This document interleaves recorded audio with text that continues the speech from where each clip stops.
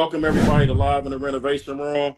My wife and the brains of the operation, Donita, isn't able to join us tonight, so I got a man alive. So y'all blame me. I'll take the fault. Me and Ernie work with Betamaxes. You know what I'm saying? Fine. Can you hear us okay? Huh? Can you hear us okay? Yeah, I definitely can. Can y'all hear me? Good. Cool. Okay, so we ready to roll. So again, welcome everybody to Live in the Renovation Room. This is a phenomenal episode. I've been waiting on for a minute to talk to Shaun and Ernie Pinkston from New Vision Construction. Phenomenal. First of all, one of our me and my wife's favorite couples out there doing it.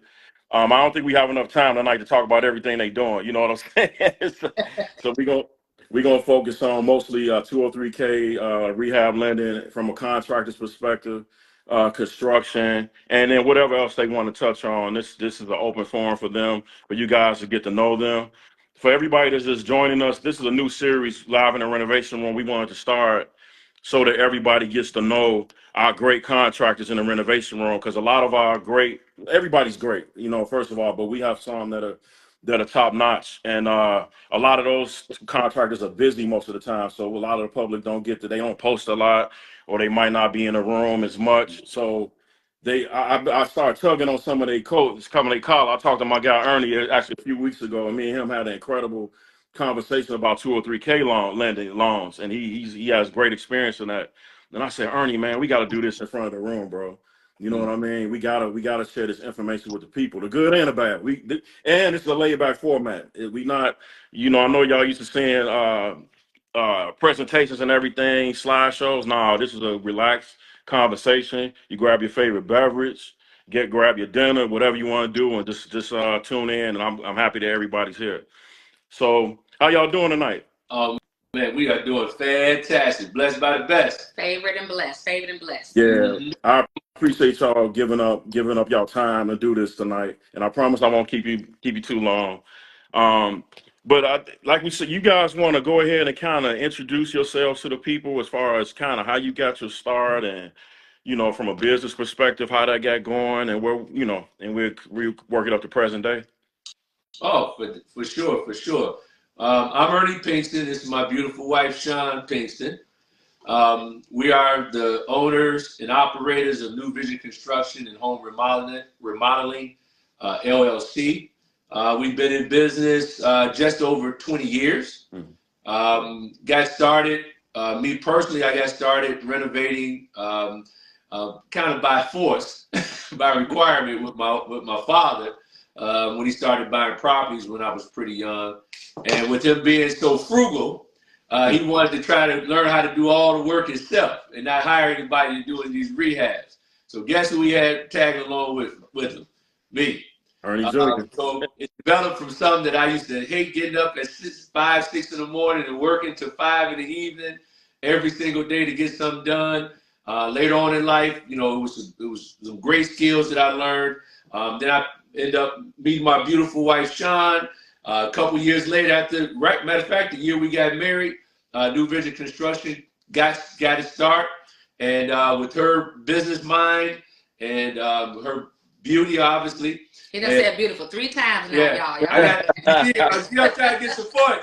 I want to see them lights, them hearts, and them lights pop up on the stage, right? Putting everybody's heart straight. But seriously, we got the business off the ground that year, and we've been.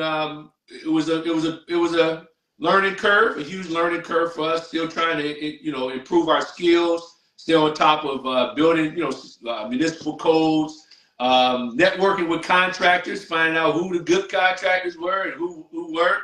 We got burned a bunch of times by subcontractors. I mean, we've had we were doing this thing through the real estate boom back in the mid 2000s, late 2000s. So you can imagine how things were moving back, how crazy things were back then.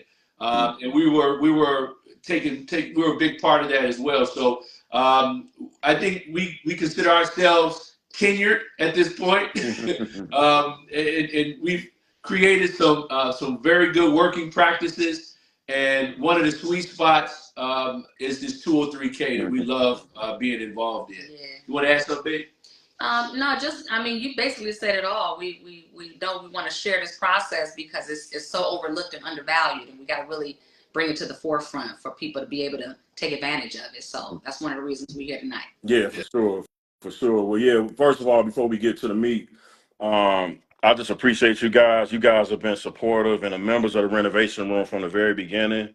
You guys are always upfront and supportive in everything that we do. So I just want to say, I want to get this out the way. I wouldn't forget, but I'm getting it out the way to say thank you all. I love y'all and appreciate y'all being a part. Love you too. And y'all always, as I always tell y'all, I'm here to serve any way you need me. If I can't do it, I'll try to find somebody that can, and we're gonna get this done together for sure. You know. Yeah. So And we want to put out a shout out to you because we wouldn't be doing this right now if it wasn't for you and your wife and your team putting together this networking platform to bring us together.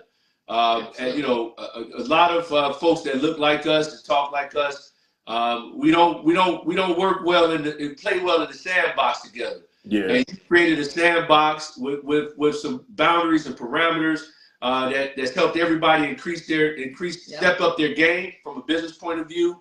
Of course, get business right. Mm-hmm. And just support each other collectively, man. And our hats, you know, we wouldn't be doing this right now if it wasn't for you and your wife and the rest of the team. So we really, you know, much love and much appreciation. For real. Appreciate that. Checking the mail, bro. Checking the mail. No problem. I'll wait. All right, so let's start off with, you know, let's get to the 203Ks because it's a very great topic. We've seen a number of presentations from realtors. I've been a part of some with mortgage lenders and mortgage brokers, but we haven't really, what I want to give them tonight is the 203K lending a loan from a contractor's perspective, some of the ups and downs. So how did you all actually get started working 203Ks and what attracted you to that product, that type of project? Well, I can speak to that. What I didn't mention is that I'm a real estate broker. Many people already know that. I've been in real estate for about 21 years. Obviously, I'm dealing with buyers that need financing, and one of those products is a 203K loan. So we've been dealing with those from the beginning of time when people didn't even know what they were. And the fact that they're an FHA product, I think people don't know and understand that they are FHA products. And so when you hear 203K, they don't know what that is. Well, I had a lot of clients that use 203K products, and who was the contractor I introduced them to? One of them, should I say, of course, my husband. So we started working hand in hand with that, and before you know it, business started picking up with 203Ks, and oftentimes it would be because they would get a contractor in place who didn't understand that you had to have some things in place, which we're going to talk about a little later. And as a result, they're looking for another contractor. When they scoop us up, then we get them through to the finish line. So that's kind of what we want to talk about. We want to prevent some of those situations from happening with contractors who like to get involved. You want to use your uncle, you want to use your friend, you want to use somebody, but you got to have certain things in place. You got to have your structure set up for who you are and what you're doing. And you got to know the paperwork and the consultants and the lenders and the processes. Mm-hmm. Well, yeah, let's get into that. You know, we might as well go ahead and get to it. You know what I mean? Let's because I get my feedback with contractors as far as 203Ks go is a lot of contractors don't like to work them. I've had debates over the years. I love the product, by the way. I have a customer about to close on one next week. Let's go.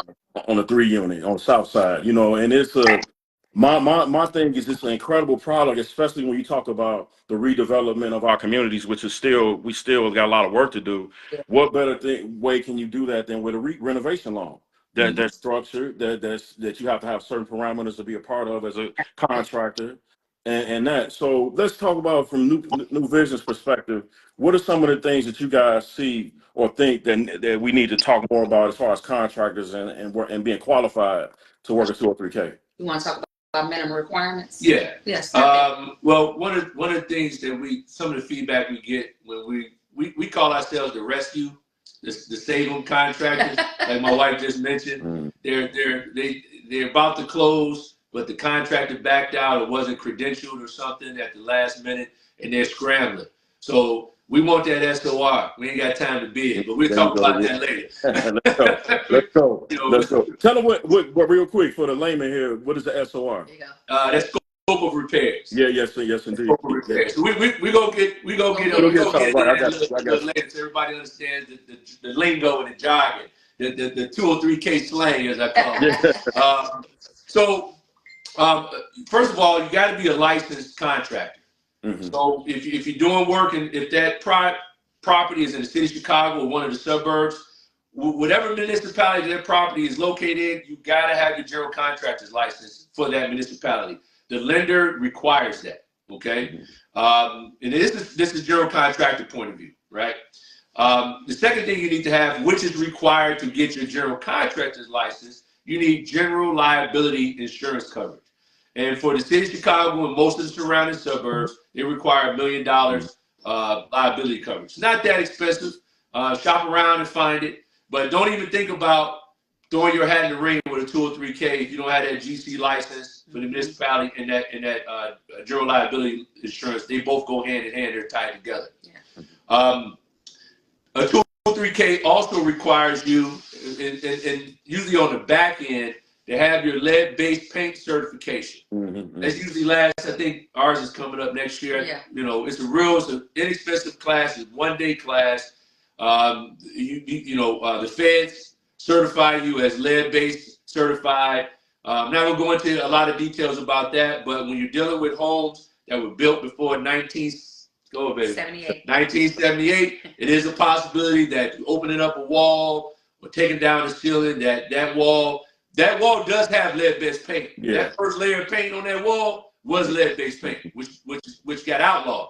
But when you disturb that, those particles in the air, they want to make sure whoever's doing this work, has that certification, knows how to protect, how to clean up, and do all those types of things. So you're gonna have that certification in place. Some lenders don't want to see it up front, some do. Mm-hmm. But on the back end, to get your final payment and close everything out, they want a copy of that. Okay? And just have it anyway. Mm-hmm. It's add value for your clients. Mm-hmm. Just have it. Yep. Absolutely, yeah. And you know what? I just did I re-upped mine. I actually went up to Milwaukee. I believe it was in October to re-up mine. Milwaukee. Don't just talk over Milwaukee. Yeah, I know. That's one of your days. I know that's the land, right? That's the land, right? But I went up there, and in that course, with the lead-based paint certification, which Brother Ernie is absolutely correct about. These days, I find that lenders are asking for that like right away before closing. The last few deals I've worked, they asking for that lead-based paint certification. So, and when in that training, as I found out, and a lot of contractors, even contractors of any type, they don't even realize that if you're a contractor working in those homes or properties that were built before '78, you technically should have a lead-based paint certification through the EPA. Yeah. And that was something that surprised me. I didn't know. I just thought it was a GC thing. Yeah. I actually, as a part of what we do, I place that I keep a binder at each project, and I have my license there, and I also have that certification on site because, as you know, you're technically supposed to have it on site when you work in projects. Yeah. So that's good word right there. That's good. Yeah, man. I'm learning, man. I'm taking notes. I got my notes here, And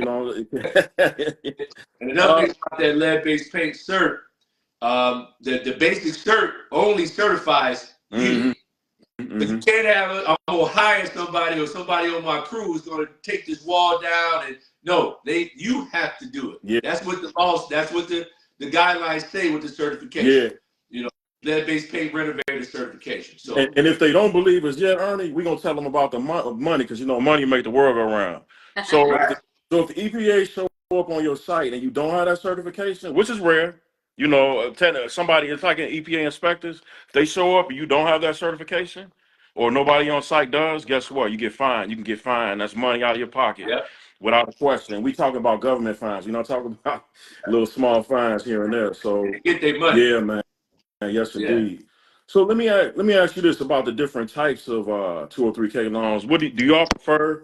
Like you got the streamline, you got standard, and then you got what's the one Shaun called when you less than 35 grand? That's streamline. Right. Do y'all prefer? Yeah.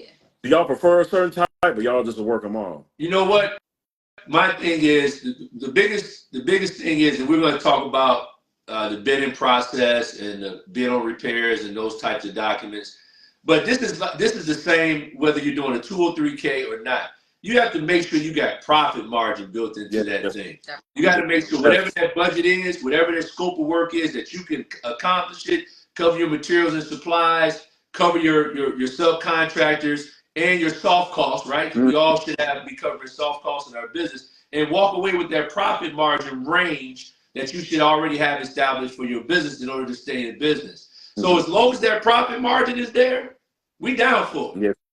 And it's not just that, like he said. I mean, you gotta have your bankroll up front, right? You do have some lenders that'll give you some up front, but you should be able to sustain yourself to get started on that project and not wait for them to front you anything to start the project. Yeah, that's bad business. Yeah, absolutely. Absolutely. And for those that don't understand, because we got a nice amount of people on here, some that don't understand, 203K as a contractor, you get reimbursed for work that's done. So basically, if you do got a demolition part, you start off with demolition on a project, maybe demolition in the roof, for example. You work those part of the scope of the project, and then somebody call. I know y'all gonna touch on a HUD consultant.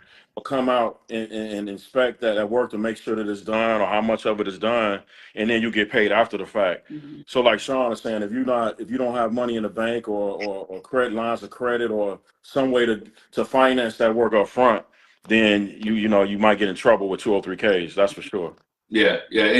And no matter how juicy the bone may look, if you don't have that in place, then you got to work. I would pass. So you don't get, because once you sign that contract, you're in business. You're signing a contract between you and that homeowner, but you're in business. Who's in the middle? The feds, right? So you don't want to hold that. You don't want to. We have a client right now, a year and a half, 3 flat. We just started demo 2 days ago because he started with a contractor, just like my wife was saying earlier. Didn't have the funds, and then didn't realize how in depth the project was. He started, did a little work. She gave him money, which they're not supposed to give the contractor money. Don't do that. Right? They tell the homeowner, don't do that. The contractor should use his own funds. And even doing so, he walked away from the project. She's been trying to find contractors. She found us. She had to go through the permit process. She was referred to us. She was referred through one of her colleagues, one of Sean's colleagues. So wink, wink. Network with realtors. Yeah. Network with lenders who do 203Ks. Okay. And as a result of that, a year and a half later, we just got the party going. We just started demo. We're in day 2 of demo right now. Wow. And we're gonna keep her on track. She's excited. But if you don't have that money, get your money right, get your credit right. I'm sure you're gonna do some kind of workshop on getting your business finances together so you can go after some of the bigger fruit out there off the tree. But definitely with the 203. Now, if you're doing a streamline, you might be able to, you might be able to weather that storm. Usually that's a 50%. You do a 50% of the project out of pocket. They reimburse you, and then you get the final draw with most of those projects. So, but yeah. Let me back up real quick, because I know one thing we didn't do, right? We just jumped right into talking about 203Ks. What a 203K is. There you go. In layman terms, let me just rewind. It's a financing product where you can purchase your building and wrap your renovation costs into the same loan of your purchase loan. So you have one loan. Back in the day, that used to be the 80-20 for those who've been around for a while, right? But this is the FHA product, right, where it's one loan. And so as long as there's enough money in that loan to also cover what it costs for those renovations, then you can get that done. And so what Calvin was talking about earlier, when it's a streamline, it's less than, I believe it's $37,000 now, if I'm not mistaken. Okay. And if it's over that amount, then you're considered a full 203K and you need a HUD consultant, which we'll get to. But the point is, as long as that $35,000 or whatever that is over is all together in that one loan, and that mortgage payment is what you can afford because that reno is part of that mortgage payment, then you can use the 203K loan, right? So it's a beautiful thing. It's a beautiful product. I appreciate that. See, you the professional. We needed that. So me and Ernie just ran in and got to the construction. Wait a minute, they need to know what it is first, So let's do this. What has been the most challenging too? It's probably the one where I'm sure y'all have seen it all. What's been the most challenging 203K project that you guys have taken on? And how did that turn out? Well, we got one we finished a few months ago, but and this is I'm not trying to be a Debbie Downer, but this is reality, right? Sometimes we finish up projects and then the client doesn't do their performance on the end like they should in order to finalize things, right? So we had a 203K. It was a mixed-use property, meaning it had a storefront in the front, 2-bedroom apartment in the back. 203K loans only cover renovations in the residential portion. But in this case, because the plumbing system, the roofing system, of course, the exterior walls were all a part, the business and the residential shared both, they did allow us to run all new hot and cold water supply and drain, waste, and vent and all that good stuff, new furnaces and stuff, the entire roof, do brickwork all the way around. Let's put it this way. The final inspection was done by the 203K HUD consultant November, I believe. Right. And he approved everything. We got the DocuSign for our lien waivers and stuff. We signed off on that, and then the client is the final person who signs. He's been sitting on it because he has a punch list that he came up with. We go over and take care of the punch list. He creates another punch list. And there was other stuff that we had a separate contract on to do some work in the storefront which you can do. That was not a part of their 203K scope of work, but he had a leak on a P-trap. So until that's fixed, he's not paying on the 203K. Oh my goodness. So you know what? If it's and I always tell our clients, we're not perfect, but we're gonna give you a great finished product. If there's any mistakes that we make, we're gonna stand up and we're gonna correct those mistakes. But at the end, you're gonna have a finished product that you're gonna be able to enjoy for many, many years. So we look and make sure what he's asking for is in the scope of work. Okay, you didn't give us this punch list in the original punch list. It's like he's trying to find other stuff. We got our painter going over there Saturday to correct some of the minor things that he refused to sign off on. And then we got to start talking about that change order money that he owes. Wow. So this has been probably one of the rough, just in getting that final payment because of the type of client that's really meticulous and really tedious. But it's other things going on too. We digress, but so you have to be willing to wait. And in general, and I'll get to that later. In general, that final draw is the one you have to wait the longest for because the bank and the lender is wrapping things up. It's not just send us the partial lien waiver. Okay, here's a progress payment. They're wrapping things up, and they're going to be converting that loan to something else that's going on in their back office. It's a process to it. It can take a couple weeks for a lender to wrap that up and for you to get your final payment. So he's adding on to that time. And you gotta have some funds in order to keep your business going when you run into obstacles like this. So we're overcoming, no big deal. But one thing we love about the 203K, and we don't mean to scare anyone, the number one thing that we love about the 203K is when the 203K loan closes for the client, that money goes into what they call an escrow account. So that means your money is there. You don't have to worry about the client going to the New Bally's casino and gambling and losing that $10,000 and then telling you they don't have the money anymore. You don't have to worry about that. You know your money is there. As long as you do the work and they sign off on the lien waivers showing that the work is completed, then you're gonna get paid. Yeah. So that's the safety, that's a low risk situation for us. That's why we like to focus on those. Wow, that's silver lining to that. We add a silver lining to that. Y'all might not have caught it, catch it, like the lady said on TikTok, catch it. You can use a mixed use building with this FHA 203K product. So business owners, you don't have to get a commercial loan. You can use this 203K for the residential portion only.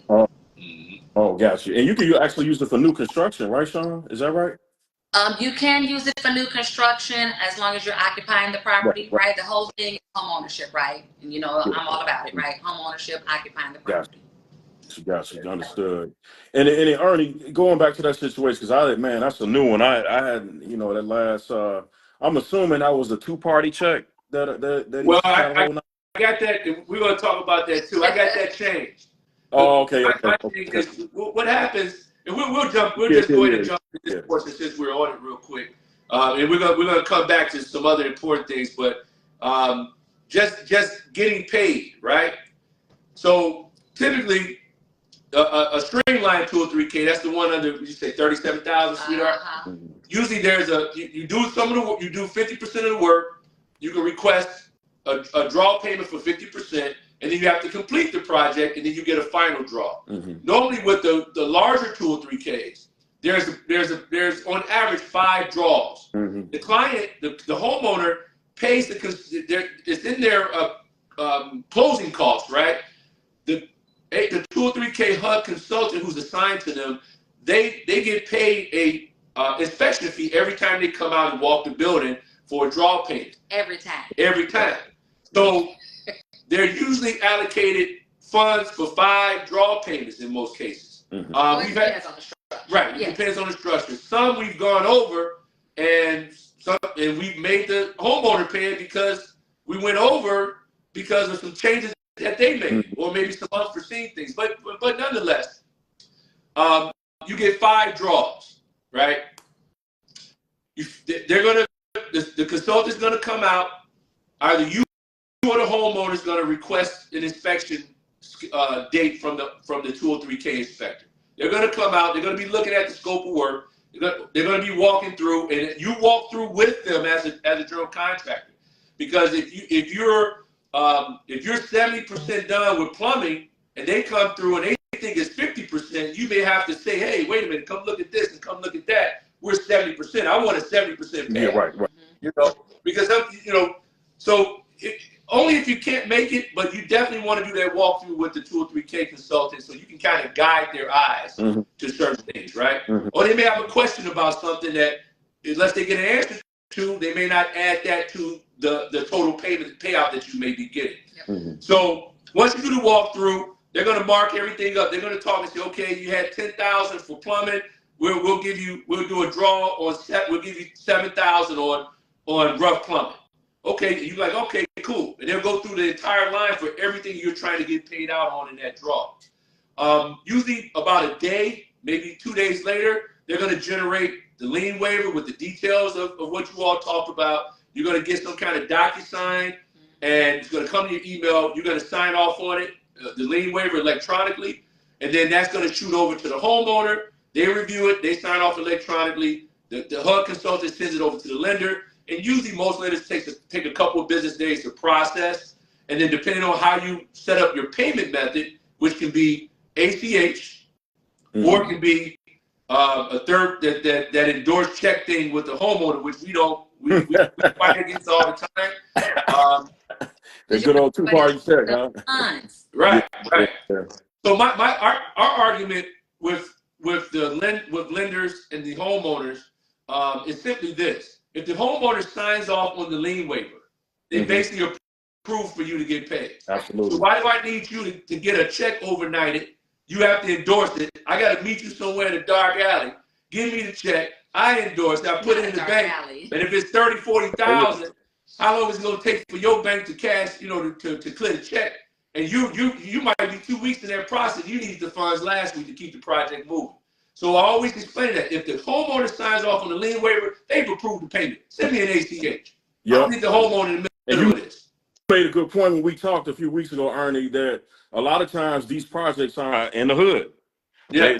They in the neighborhood, and the bank typically mails that 2-party check to the address that you're working at. Right. So if it's unoccupied, none against any neighborhood, but if it's an unoccupied property and that mail is going there, now you got to be almost staking a place out to make sure you get that check. And then, so that's another thing about it. It's just an antiquated thing. I mean, in these days of electronic payments, I mean, there's no more need for a check. Right. So I totally agree with you. And those are some things contractors don't know, that you can actually have that switch. They don't know that. Yeah. I didn't know that. I just learned. I'm telling you, I'm taking notes. I'm taking notes. I did not know that. I didn't realize that. And there's one of the documents that you sign once the homeowner says, I want to use your construction company to do this work. One of the documents that you sign, there's a document that has those 2 options on there. And normally it's already marked off, checked off which one the client or the homeowner wants to do, and you're just electronically signing it. So we be like, I need to rework this. We want ACH. Hey, absolutely. But the client has to approve it. Well, the client will approve it. Yeah. That's how it works. You want your project to keep moving.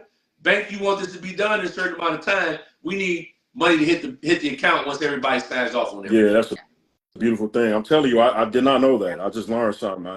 So y'all got to send me a bill. Don't be having them go to the abandoned places. I'm telling you. So what advice would you give a homeowner? Or did y'all want to start touching on some of the terms? Because I know we kicking around a lot of terms like DocuSign and BOR, SOR. Yeah. Did y'all want to start outlining a few and define a few of the terms so everybody understand what's going on? Yeah, for sure. So what basically happens is somehow you get a request to bid on somebody's project. They might be looking at the property to pick they may have a contract on the property going through the lending process or refinance it because they can refinance and get a 203K to fix their place up. Say that again. You can refinance from your loan that you have. Yep. To get a 203K loan to fix it up. Yep. So if you got a client, you go and they want to get the entire house redone, and you give them that $150,000 bid, they're scratching their head wondering where they'll get the money from. Refi. Tell them, hey, look into the 203K, and I'll be your contractor. Mm-hmm. But in general, a homeowner has to present 2 bids to the lender. They want to see 2 bids. So just be careful out there because some homeowners who are using the 203K, they already got their contractor in the pocket, so they may contact you to get that second bid with no intention to use you. Mm-hmm. So you got to do it. You got to kind of screen your clients if you want to charge them some kind of estimating fee. Because here's the thing with the 203K estimates, it's not just this is how much it's going to cost to do your bathroom. You got to be detailed. Mm-hmm. You got to break it down into separate materials and labor. That's what that bids of repairs document wants you to do when you're submitting a bid. And you can't submit a bid. You can send it to the client on your own estimating proposal form, but there's a specific document called a bid on repairs, which has each line item of what you need to bid on, normally with the quantity, the square footage, the linear footage. If that 203K consultant who created the scope of work and created that document is worth their weight in salt, they should be putting down the quantities of what you need. How many square feet of tile? How many linear feet of baseboard and shoe molding?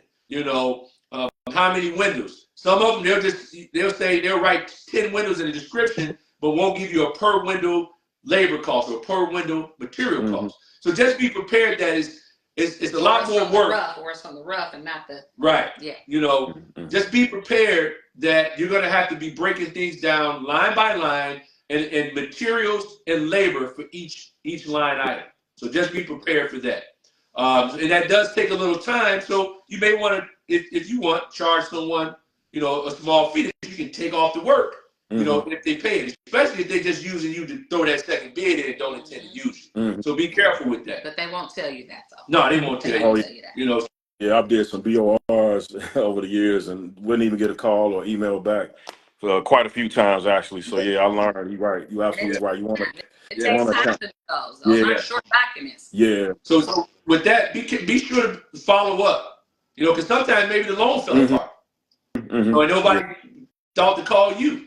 Yeah, but for you gotta, like we just the one we doing a demo for is over 300. I forget the numbers, $300-some thousand rental budget. And it's a nice little budget. So imagine you talk about 20-some pages of estimating. Okay, so yeah, you better let me know. So make sure you follow up with your client like you should anyway, whether it's 2 or 3K or not. Yeah. So again, let's back up. We got the HUD consultant. I know we've been throwing that name around. Who's the HUD consultant, babe? The HUD consultant is basically the inspector. Let me just put it like that, right? So if you've ever done city inspections and things like that, although they're not city inspectors, they are basically housing urban development certified inspectors, right? Which is inspector on steroids. And they come out, if you're familiar with Fannie Mae, they kind of use some of those same guidelines to look at these projects and inspect them to ensure, like my husband was saying earlier, it got to a certain percentage of completion before it's now time for a payout. So basically, in a nutshell, the HUD consultant is your friend. Okay, that's who he. That's who he or she is, right? For sure. That's your friend. That's the client's friend, right? That's the lender's friend. That's everybody's friend, because nothing moves without his signature. Yeah, absolutely. And that's what, to touch in, jump in real quick. I have clients sometimes, or potential clients, that reach out, and sometimes they'll get information from a professional of, maybe realtor or somebody like that, that'll tell them, you got your loan applied for, go ahead and reach out to contractors, start getting bids. And I'll tell them, actually, that's a kind of I don't want to say waste of time, but I tell them, like, you want to get with that HUD consultant first. If it's a full 203K, that, like you said, Shaun, that HUD consultant is your friend, as definitely as the client, because they'll walk you through through the whole process. And more important, and very importantly, they'll generate that specification of repairs, the SOR report, which basically shows you what your rehab should cost, and then you got to cover everything HUD wise, as far as trip hazards, lead based paint, any of the porch, roof. They'll cover that, and then you can maybe work in some cosmetic things that you want. And then they give you, like what Ernie said, they give you something called a bid on repairs, the BOR. That's what you send to your contractors to solicit for bids, to see who you're going to go with. So yeah, I just want to jump in on that. Start off with, when you working these, you want to identify that HUD consultant for sure, and get a good one. Only a few in our region. It's only a few that work in our region. Sometimes the lenders that have a referral for you, you can look those up online as well, and pull up a HUD consultant list. Yeah. And the cool thing about it, we run across the same consultants on different projects. Yeah. Right. Yeah. Build that relationship, and they're like, "Oh, we know you guys do." Kind of like how contractors do, right? With the trade. "Oh, we know you guys do good work. Let's go talk and have a cigar in front. I don't even have to walk through the building." They don't say that. That is not what they say. Not 203K consultants. Some of these city inspectors do, when they know you, when they know the plumber or the electrician always do great work. They don't scrutinize. They don't scrutinize. They know they do good work all the time. So that's the type of relationship you want to build with them. But here's the thing, like you were saying, Kelvin, sometimes they jump the gun and want you to submit a bid. But until that HUD consultant, a 203K consultant, has talked to the client, walked the property, determined, and this is the lending thing, how much rehab loan they're going to give and how much work they can squeeze into that rehab loan, the HUD consultant should generate a detailed scope of work, right? And it should be present on that bid on repairs form. You shouldn't have to be trying to figure out, how many, what specifically you should be doing in this property, because if that's the case, it won't be an apples to apples comparison between contractors. And sometimes these customers will give you they wish list, and it's not on that bid on repairs. So you got to be careful. Secondly, if your project requires architectural drawings, that is now that's the job we're on right now. Right. That happened there. Really? On a non-203K job, I know, hey, you need architectural drawings for this project. Get those done, and then I'm going to go off of those, and I'm going to generate a proposal based on those architectural drawings. I'm not going to waste my time. I can tell you, I can see you need X, Y, Z done, but the architectural drawings are going to dictate how many openings, right, for electrical. It's going to dictate how the plumbing should be ran in general, right? HVAC and all those things. And I can start bringing in my subcontract, my tradesmen, and giving us their pricing based upon those architectural drawings. 203K, unless the person wants to invest their money into architectural drawings, a lot of times they don't go out and acquire architectural drawings until the loan is closed and you've already signed off to the contract with the 203K. That's where the change order comes in. Okay, so if the architectural drawings differ from the bid on repairs that you signed off on, then there's a change order process. And we should all be using these in our business collectively when we run across unforeseen things in a project. For sure. But with the 203K, you just can't give the client a change order request and get them sign it, everything's all good. The HUD consultant needs to review it as well. And approve it. Okay, and approve it. In a lot of cases, they want them on their own forms. Some of them will take ours because we have a online construction management system that generates very nice professional invoices and POs and change orders and such. So they have accepted them on those, but there is an actual FHA 203K change order document that you're supposed to use to submit change order requests. And don't do the work before the change order is approved, because it is possible that you won't get it approved. Okay, so don't have your money on the hook like that. So we use the change order process if the architecture plans or the scope of work on the architecture drawings differ from what we have on the BOR and what we signed off on. And secondly, when the homeowner gets their budget, a part of that is earmarked for contingency as well. Typically, the 203K HUD consultant will earmark 10% to 15% of the total budget aside as a contingency fund. That means it comes out of the budget, not in addition to. Right. So in some cases, you won't know what that is if the client is not willing to share with you what their budget, their line item specification of repairs budget shows. Some clients will disclose that to you. When we come in at the 10th hour, we want to see that anyway. So we can see what their contingency amount is, right? So clients don't have to be up in arms thinking, okay, oh man, the architecture plans are a little different. They're requiring us to do this. Well, you got contingency funds. Let's hit those funds until there are no more, and then we can start talking about worrying at that point. And in many cases, they don't have enough. They don't really allocate enough in contingency anyway.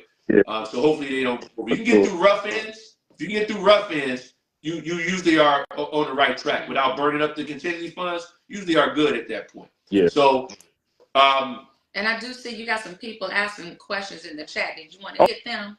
Oh yeah, Shaun. Yeah, let's see. Let's go through it. Did you see anyone in particular you wanted? Is there a document to fill out for that, Sharice? What are you talking about in particular? See, that was 10 minutes ago. And let's see. James Matthew says seems tedious. It is. It can be. Yeah.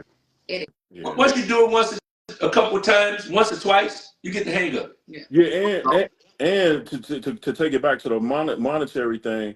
And first of all, like Ernie was saying earlier, you want to make sure that you know how to bid when you work in the 203K. You got to make sure that construction budget is right from the beginning, because I've seen over the last few years, I walked some nightmares, 2-year-old 203Ks, people in tears because that construction budget wasn't right from the start. And then you run into certain things structurally or masonry or mechanical that you can't get around. It's not like painting a wall. There's certain things that you have to do. And if you don't have enough contingency there or you don't have enough budget, then what do you do? You know what I mean? So yeah, you want to make sure that you bid. But on the flip side of that, once you know how to bid that as a contractor, 203K typically should be RS means type bid, where you get market rate for labor, materials, and labor. Now you might squeeze some things, but typically you can make a nice margin and the right type of margin as a GC and your subs on the 203K project. And like Ernie said, the bank got your money. Yeah. So your money literally is sitting in a trust. I mean, what do you call it? Is it a trust? Escrow. I'm sorry. Yeah, I'm mixing up my terms. Escrow. Okay. Yep, it's sitting there. So it's not like your client can take your money and hold it and run away or go on vacation somewhere. That money is with the bank, and once everything is signed off on there, typically you get it. So, yeah, that's the lovely part. For sure. So I think we cover most of the terms: SOR, BOR, contingency. I'm glad you touched on that, Ernie, because you're right. A lot of times that contingency, man. Well, sometimes that contingency ain't even enough based on what you run into, and usually on a like if you demo on some of these over 100-year older properties in Chicago, it's no telling what you're gonna run into. Termite damage and where you might have to totally tear out all the joists, that you know what I'm saying, or you might run into something incredibly expensive structurally, and your contingency might not touch it. So I think we HUD consultant. Go ahead, Shaun. No, I was just gonna say, and not only that, I mean, you get into those projects and you don't know those unforeseens, and so you're thinking it's gonna a certain amount of time and it's going to take a little longer, you only have a certain amount of time to complete these projects. Yeah, right. Yeah. And then speaking on that, they do offer extensions. Yeah. Run into situations like that, but communication is the key. You have to, number one, communicate that as soon as possible to the homeowner, to the HUD consultant. And then one thing we do is probably once a month, we will send a progress report, real short email to the renovation person that was assigned to them at the lender. Because you want to keep them in the loop, because when you run across something and you need to request an extension, they're already up to speed to what's going on, what's been going on with the property. And you're going to need to get that if you're going on, because here's the thing, they give you 6 months, right? You got 180 days from time to close. You got 30 days to start after close, and you got 180 days to finish. So if you're running up on that because maybe you requested electrical inspection, I think last year we were waiting 4 weeks for electrical inspection. Yeah, with the city, for sure. So sometimes you can't move forward in completing the work when you got the walls open and you're waiting for some inspectors to look at the things in the wall, plumbing, electrical, HVAC, that type of stuff. So as long as you're documenting that and making sure all parties involved are aware of what's happening, you're more than likely going to get that extension, and it won't be something that they look at as being your fault, right? You always want to make sure it's not your fault. If it's not your fault, you want to make sure everybody knows it's not your fault.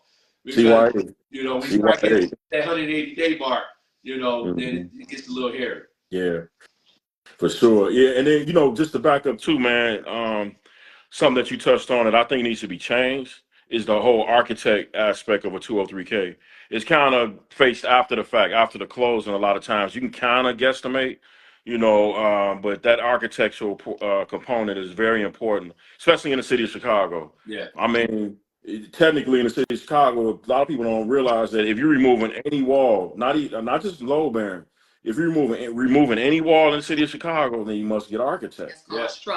And I talked to my brother Willie Howard. Shout out to Willie. He was a over 30-year brick mason, and found out that now they're requiring, when you got to replace certain lintels and things outside as far as the masonry and brickwork, the city is making you get an architect, because guess what? It's structural with a lot of those older brick buildings. So a lot of people, they kind of people are understanding, I think, now the value of an architect. I think a few years ago, you got people that didn't even want to say the word architect. Now I see a lot of people requesting architects. So I think we need space with that.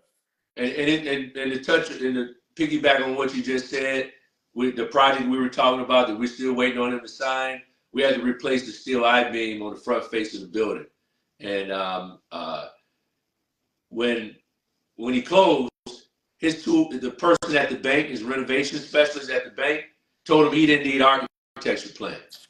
So they're not gonna listen to us. Right. So we asked him, "Where's your plans?" He said, "My guy said we didn't need architecture plans." I said, "You're doing structural work, we're doing complete plumbing, complete electrical." I said, "You need architectural drawings, and it's going to involve somebody with structural engineering certification expertise as well." So it prolonged the project from starting for almost a month or two, because he was told not to get an architect. So you have to come in with your expertise and not let the renovation specialist, and in some cases the HUD consultant, drive that aspect when it's something involving your license. When you know this is code and this is what the processes are, it does not, those processes are not suspended just because it's a 203K loan. That's right. You have to jump in with your expertise and knowledge and experience and make sure that they got everything in place in order for you to start and complete in a favorable manner. Yeah, and you have to stand on it too, as a GC, as a construction company. You have to stand on it, and that's not just with 203K. That's with any project. I literally had to tell a client, brother. He asked me, he was doing some structural stuff in a certain part of the place, the house, and he was giving some advice as to how he could get around getting an architect or getting full plans. And I said, well, yeah, you could do anything, but the question is, will I do it? I won't do it. And he said, why? Well, I said, man, brother, I'm a company. I have insurance. I have a license.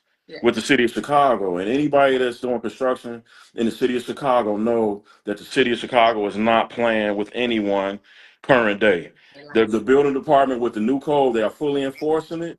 And you don't want to end up in building court. So I highly suggest any contractors that are watching this, get versed up on architect, permit, the code, and do things the right way. Even if that means you have to lose a customer, save your company. I just say it like that, and I don't want to start preaching to y'all. No, you're not preaching. Sharice Williams, she said, thank you for taking your questions. You're welcome, love. She was asking, is it a particular document for the ACH payment for the two-party check, and what is it called? It is the Borrower Disbursement Method Election Form. The Borrower Disbursement Method Election Form. See, that's why you make the big dollar, son. Now I'm gonna ask you this one because I can't quite answer this one, brother Jono White. So what's up? What's up, Jono? Hey, that's one of my brothers. Happy Founders Day, bro. Got to get that in. So with the extension, will the mortgage payment still begin after the 60 days? Is what he's asking? Oh yeah, the mortgage payment don't nothing stops that. The mortgage payment starts like it's supposed to, and that's another reason why getting the renovation started right away. And that's another reason why I wish they would change it, because if you close and we got to get an architect to do their drawings and then go through the 3-4 month permit process, it may be 5 or 6 months after closing. You can't start without permits, right? Even though you're supposed to start 30 days after closing, but guess who's paying that mortgage during that time? So good question though. So that's why I wish they would tell the clients, if you have money outside of closing, to hire an architect, get them going right away. So that you can get right into the permit process to try to crunch some of that wait time down and get your project started. We go and do clean out. We might do a little demo, but we can't start putting in an MVP without without direction and without a permit, right? We're not supposed to really be doing that. So that's important. Sure, for sure, because you don't want to see that orange picture. What that is? Mechanical, electrical, plumbing. Yeah. Right. That's how it come out, the MVP. Yeah, for sure. HVAC, electrical, and plumbing, for sure. Yeah. And so I guess I'm trying to think. Is there anything we forgetting? So one of the brothers asked me the other day, who's a contractor, asked me about 203K, the 203K loan, and would it be a good investment? I said, of course, absolutely it is. Now, being a contractor, I told him you can't work on your own project as far as being a GC on it. I mean, it's a conflict of interest, but I said, brother, a number of GCs, including myself, that can work your project. I've done it for other contractors, and it's an absolutely incredible tool, especially as a contractor, because you have a network of other contractors. Absolutely. So, I highly suggest everybody look into the 203K rehab loan. I think it's a great product for sure. And we added from a realtor's point of view, because oftentimes we're going into it with the client looking for these products, and they're looking for the lenders for these products. You need to vet your lenders. You need to ask your lender if they are well versed. I'm gonna say that again, well versed with doing 203Ks. Doing 203Ks and being well versed with 203Ks are two totally different things. They'll blow up before because the lender did 203Ks but didn't understand how to do the 203K. It's an FHA loan, so you still have to get an FHA number, just like you do with any other type of FHA financing. And so it can really mess up your deal, your transaction, if everybody in the transaction is not well versed with doing the 203K process. Absolutely, because I told one guy, and he got a little agitated with me a little bit, but I said, man, you have to do this a certain way, because after closing, guess who's left in this transaction? You, your HUD consultant, and the contractor. Everybody else has left that closing table. They got paid. And now it's you and that contractor left, bro. So I'm gonna tell you something. You might have some people that tell you that the contractor's last. I'm gonna tell you. I'm gonna tell you. I'm just like a doctor will tell you what you should be doing when you're on that when you visit him. I'm gonna tell you what you need to hear, not what you want to hear. That's it. Even if you get mad at me, I got tough skin by this point in my life. tell people, you know, we're gonna get beat up, bumped, and bruised, but we're gonna get across that finish line. We're gonna be right.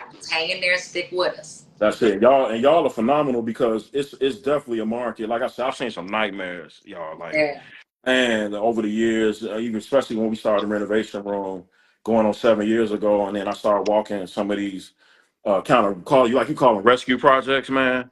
203K on the 203K side, man. It was really unfortunate. Yeah. So y'all, man, kudos to y'all and shout out to New Vision and what y'all do, because there aren't for one, you don't get a lot of contractors that even want to come in after another contractor, let alone a 203K, where the funds may be kind of depleted, and now you got a situation where you got to get creative. So kudos to y'all, shout out to y'all for sure. What I want to do is I want to encourage everyone to really take a serious look at this, and this is a part of one of the market niches. Is that how you say it? Niche? People say however they want. Niches. Because it's a lot more people are using them as they become more knowledgeable about them. You just got to make sure that you're learned up, you understand the process, you got your funding available, and that you stay on top of the project. That's the most important thing. That's with any other project, but especially with these 203Ks, you want to stay on top of the project because you do have that HUD consultant that's working in working for the best interest of the homeowner. Mm-hmm. So they're going to be like, hey, one of our HUD consultants, we want to do a draw every 30 days. I don't care what you got done or didn't get done. Mm-hmm. I want to schedule every 30 days, which I say, I like that. I like to get paid every 30 days. Right. I ain't gonna argue with you. You want to pay me every 30, that's fine. Yeah. Sure. And then of course read your contracts, because this is not a contract you generate. This is not your company's contract that you put in front of the client. This is an FHA HUD document. So understand it's not that long, but make sure you understand all the verbiage in there and what you're getting yourself into, where your protections are, what your duties are to your client, when you can walk away after, there's paragraphs in there when things aren't when there's a breach of contract on their side. Also, you can't go to court. It requires you sign off agreeing to do arbitration, to a certain extent. So just understand that. If you need to get an attorney to kind of break it down to you, don't, of course, like anything, don't sign anything unless you really understand it. But you're putting your business on the hook, your livelihood on the hook, so you make sure you got all your T's crossed and your I's dotted when it comes to that. My man. All right, shout out to look, my man Josh Porter's in here, chimed in from Simple Makeovers. He's asking, do y'all offer any type of training on how to bid on a 203K contract from a contractor's perspective? So if you can chime in, Ernie, and I'll come behind you on that, or y'all can chime in. We're actually getting ready to share with a colleague of mine what this process looks like for a property that she has in the Ashburn community. So we may be doing that this weekend. Oh yeah, babe, we may have an appointment this weekend. All right. We may be doing that this weekend to walk through with her, because she wants to learn more about this process, so that she can offer that and be knowledgeable about that, put that in her real estate listings and share with her sellers to actually accept it. A lot of sellers will not accept FHA because they think they have to do repairs before they sell the property. So misinformed about it. And so the more knowledgeable and educated you are about it, the more you can actually offer these resources to your sellers and not exclude any buyers from those listings. So trainings formally, not yet, but we are definitely on track, just helping people out and sharing the information. For sure. I got y'all back on whatever we could do, especially like I said, like Ernie, like I said, I've learned a few things tonight just by sitting here talking to y'all. So I definitely, and y'all know me by now, I want to kind of help educate our other contractors and help those that want to get into 203Ks. It's a great thing. 203Ks and insurance type projects, I kind of put them in almost in the same kind of realm as far as margin, and there you go, money. Let's you can make money on insurance. Most people know you can make money on insurance jobs. Yeah, even realtors. Yep, for sure. So, and then like you said, a lot of people don't want to work 203K. So the competition as a contractor is not there like it is with regular other type of projects. You know what I mean? So come on over here, y'all. Right. Josh, we definitely gonna get that going. Go ahead. Oh, wait. The water is warm over here. Put up too much. Don't give us. Yeah, but and then yeah, it's some like I say, I actually did a BOR on also a 4 unit in the Roseland neighborhood that I'm hoping I win from a guy I know. So they are out there and they coming. I think they're going to increase as we go along because a lot of the Shaun can speak to this. A lot of how it's a shortage in housing stock for one, and in the city of Chicago for sure and surrounding areas, you got a lot of older properties that need to be rehabbed, and this product allows for that for for a homeowner to purchase the property, purchase price plus rehab costs, and that's what the two like you said that's what the 203K is for sure. Yeah. Absolutely. Yep, that's what it is. Yeah, Amazing. And realtors too, I keep going back to realtors because that's the lane I live in, right? Mhm. Don't be afraid to reach out to sellers and listings for your buyers and say, hey, why are you saying no to FHA, to get that understanding and then help educate that seller. I have gotten several offers accepted that said no FHA because I shared with them how knowledgeable I was about the process and that I'd be there with them every step of the way to make sure that this closing was successful, walking through with that buyer. And they changed their mind because they thought something else. And you usually find that not on the south side. Let me just say that. You usually find it not on the south side because they don't need the low down payment in other areas, right?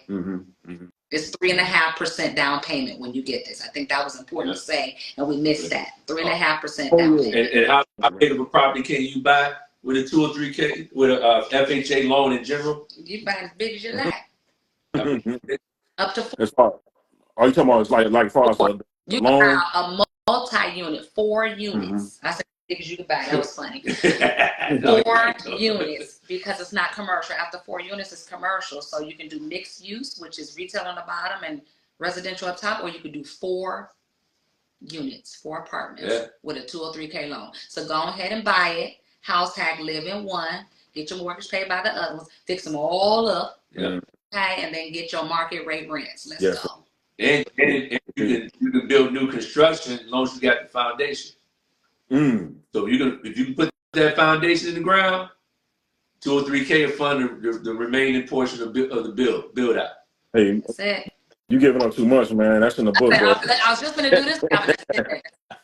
That's in the book. No, I'm kidding. No, I'm kidding. You start building the communities or what? This is man, we love sharing. This is beautiful. Yeah, no, for sure. No, I appreciate you. I'm just joking.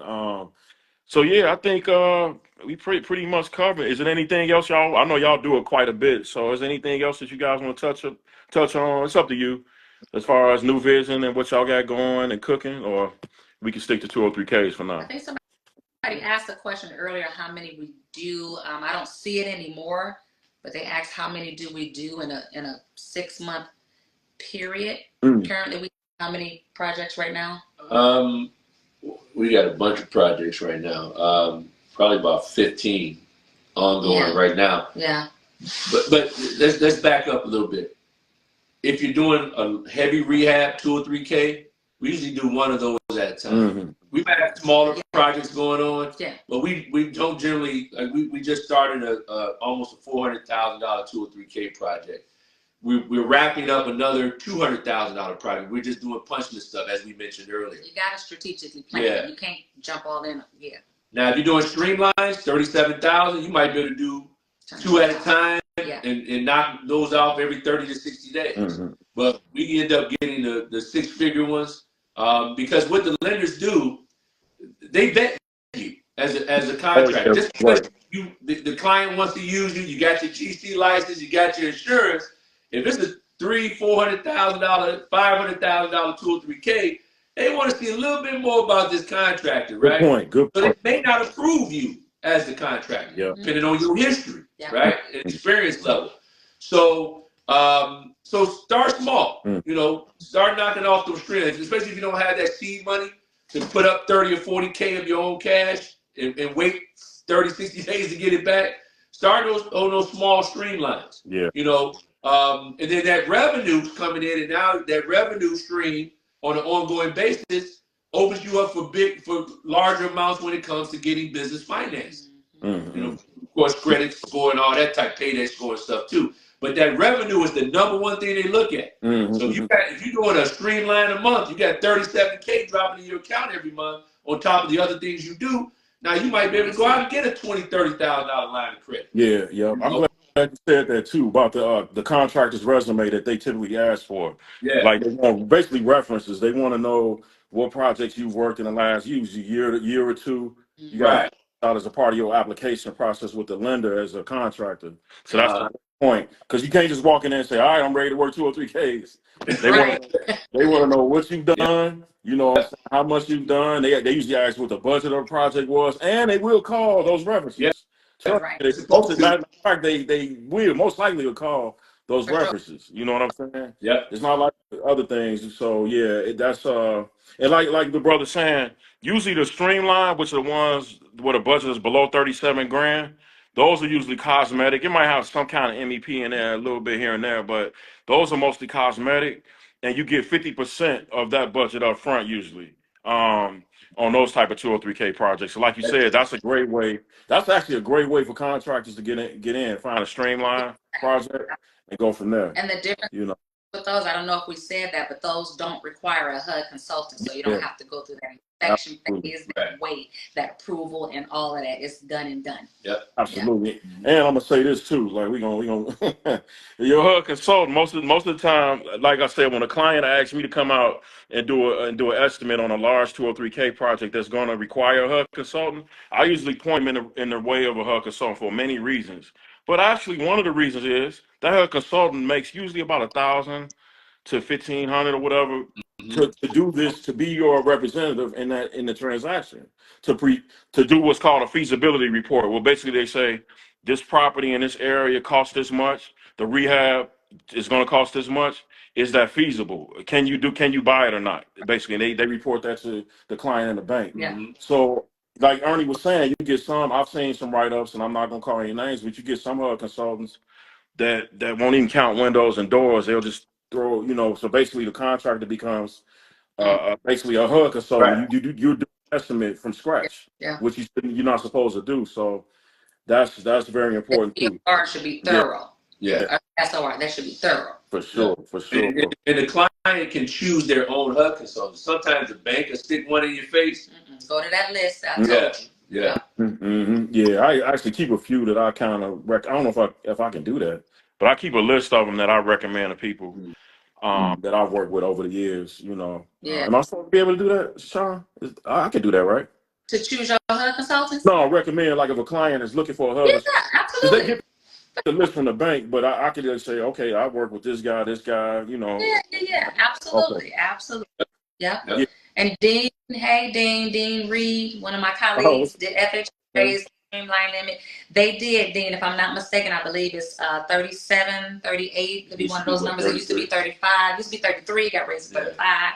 So now I think it's about 37, 38. Yeah, inflation, man. Everything got to go up now. That's a good Yeah. thing, though. We love that because then, it gives them a little more to work with in the budget. Yes, indeed. Yes, indeed. Well, I think I kind of touched on everything. Can y'all think of anything that we probably haven't talked about as far as 203K? Not that we can think of. I'm sure there's more to talk about, but Right. Oh yeah, no, we y'all got a lot, man. We ain't, like I said, we talking about 5% of what y'all do. So we gonna do this a few more times as y'all want to do. I'm thankful. we're here to help. We're here to help. Yeah. Just more importantly, just make sure you get your business structured appropriately. If the pandemic hasn't taught you anything, if getting into these 3Ks and these minimum requirements hasn't taught you anything, get your affairs in order. Make sure your business is straight so that you're ready for whatever opportunities come your way. Absolutely, yeah. I got a brother that reached out to me yesterday. He's actually a pretty experienced investor, and he's at the point now where he wants to get a little more hands on and basically become a GC. Because I told him that the way that he kind of works, and I worked projects for him before. I was like, brother, you micromanage so you might as well go ahead and get into the GC side of things. Save yourself some money. Save that 25-30% margin. Pay yourself. So I'm gonna help the brother out, getting going with that. Like you say, Sean, getting his insurance. Well, first of all, he already have a LLC, or he might form a new LLC. I don't know. Your insurance, if you want to be, GC in the city of Chicago, is not that difficult of a process. Yeah. But you definitely want if you take on a project, you want to know what you're doing, because you can get in trouble out here for sure. Yeah. One thing I want to mention, because we've experienced this a couple of years, and this is not specifically for the 203K, Having the right insurance. The municipality requires that obviously for you to get licensed in the municipality as a general contractor, but also understand the auditing. Mm. Okay. So when you're hiring subcontractors to do your projects, you want them to have at the very minimum their own general liability insurance. Mm-hmm. But they're going to look at they're going to look at whatever your insurance period is, January 1st to January 1st of the next year. What was your payroll? We want that. Mm-hmm. And then we want the copy of the certificates of insurance from all the subcontractors that you paid out. Mm-hmm. And if they didn't have one, you're going to pay us $25, $30 for every $100 you paid them, baby, in additional premium. Mm-hmm. Yeah, man. Okay. That's very important. Workers' comp is even worse than that. So understand that if you got folks working for you, you're trying to get your business to the next level, and you making sure you got your insurance in place. Make sure the people working for you got their insurance in place. It's not that expensive. Right. If you call yourself in business, everybody you hire should have their own general liability insurance. Whether they're a licensed GC, a plumber, an electrician, a carpenter, they should have their own general liability insurance anyway. At the least. Mm-hmm. And that helps prevent you from having to pay extra, pretty much giving back, paying $125 for that $100 you paid that contractor. For sure, man. Great, man. Great. This is all great information.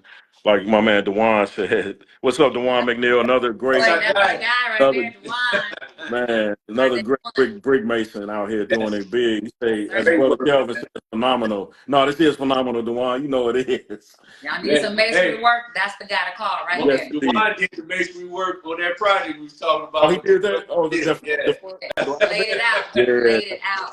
That guy does not play. I remember I first met Dewan, right around the time we started Renovation Room. I had a building in Inglewood we were working on in a parapet. Like, a lot of these two flats, the parapet walls start collapsing over with the roof work over time. And that brother came and built him and his crew, man. Met him, young brother at the time.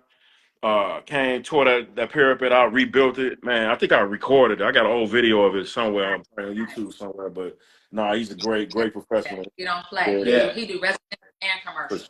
Yeah, for sure. Yeah. So what's up, my man Brian Wood? What's up, B? What's going on, brother? He say great content. Thank you, Brian. Yeah, another phenomenal brother that I'm sure y'all will meet if you don't know him already at some point. Thank you for Joe knows to any grant money for the 203K loan. No, I don't think I understand that question, but I do know I think where you're going with it. No, it's your funding, not down payment assistance you can get in addition to a 203K loan. I can tell you that. Mm-hmm. So that is grant money, if you will. If that's kind of where you were going with that, something to help you with, maybe the cushion of the repairs plus the purchase or something like that. But you might want to elaborate a little bit if you can, but you can't get down payment assistance. Actually, no government grant for actually the project. It's pretty much a loan, a mortgage, basically. Yeah. Definitely a loan for sure. We have costs built in. For sure. Yeah. I think that's it. Do y'all have anything else? Y'all don't want to hold y'all all night. It's almost dinner time, and I don't want Ernie to get mad at me. You know what I mean? And I gotta eat. I'm on a fast, so I need to go and eat. Oh yeah. Water. Sean, I'm back at it. We finna crush 2025. I keep telling everybody, I'm a numbers person. 2 + 5 is 7. This is the 7th anniversary of the Renovation Room on March 1st. Man, look. So I'm a numbers. Need to get tired of me with numbers. Me and my daughter, we numbers people. So I really believe this is a divine year. You got people saying it's gonna be a hard year, but I think otherwise. I think we've been living through some hard years, some silently, but I really believe and think, and sitting here as a testament on the 8th to the 9th, 19/25, sitting here talking to y'all is a testament to that. I mean, I think we're finna do some incredible things working together. Because there are challenges out here, but I think together we can come together and conquer a lot of these challenges in our communities for sure. So that's what we're lacking at. We know it. We all say it. We keep talking. We keep saying it. Keep talking. We know that's where we're lacking. We see it in other cultures, and it's working. So yep. That's right. So glad glad you said that, Sean, because I told Nita, I said, look, Nita, I'm tired of talking. I'm tired of meeting. I'm Yes. tired. I'm all about what did the football player, my man, the running back said? I'm about that action, boss. I'm all about action, right? I'm about task list. Hey, look, we done did enough talking and meeting. It's time to produce now. As you know what I'm saying? Well, I think we are ready. Yep. Yes, yeah, Yep. yeah. Appreciate the platform, man. You all built. Appreciate y'all. Yep. Y'all more than welcome anytime. You know, I'm gonna keep tapping y'all because, like I say, we got a lot of other things to talk about. And Sean, on the realtor side and the real estate side, is an incredible sister with that. So y'all just get, if y'all not familiar, y'all will get familiar because this sister is incredible with the knowledge on that side, and we definitely want to share with everybody. And brother Ernie, man, that's my man. 100 grand. You know what I'm saying? We gonna put the Betamaxes up. We gonna get into the new technology. Get new technology, man. But I appreciate y'all. Thank y'all. You know what I'm saying? And until next time. All right. God bless everybody. God Let's bless get to work. everybody. Let's get to God work. bless y'all. Thank you. Live in the renovation room. Coming at you.